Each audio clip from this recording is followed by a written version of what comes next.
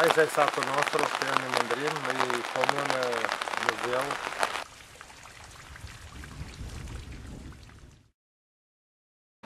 Putem spune că ne aflăm într-un colț de rai al Bucovinei, aici la Ciocănești, și este o zonă foarte frumoasă, cu tradiții, cu obiceiuri multe, care se respectă aproape în totalitate.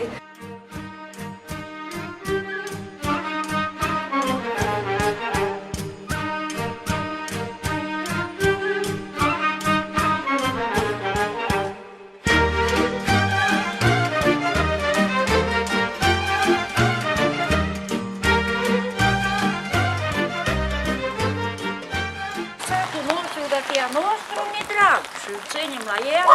Viața mea. Aici m-am născut, aici trăiesc. Aici vrem să murim, că unii să ne mai ducem.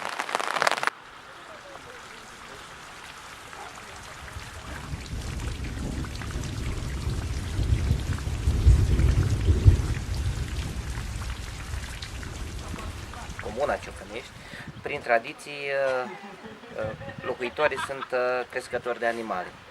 Deși au fost perioade în care am avut și minerit și exploatarea lemnului, este și astăzi, dar ocupația primordială a fost creșterea animalelor.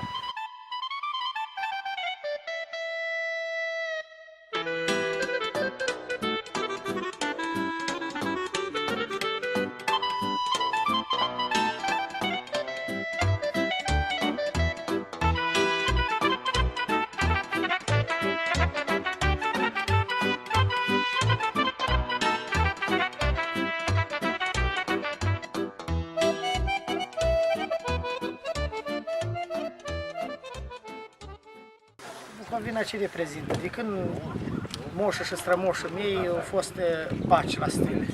Și asta mi-a plăcut și mie. La animale, am făcut brânză, la oameni din sat și am fost lăudat. Cât am fost aici la noi, am fost lăudat din oameni, din domnul primar.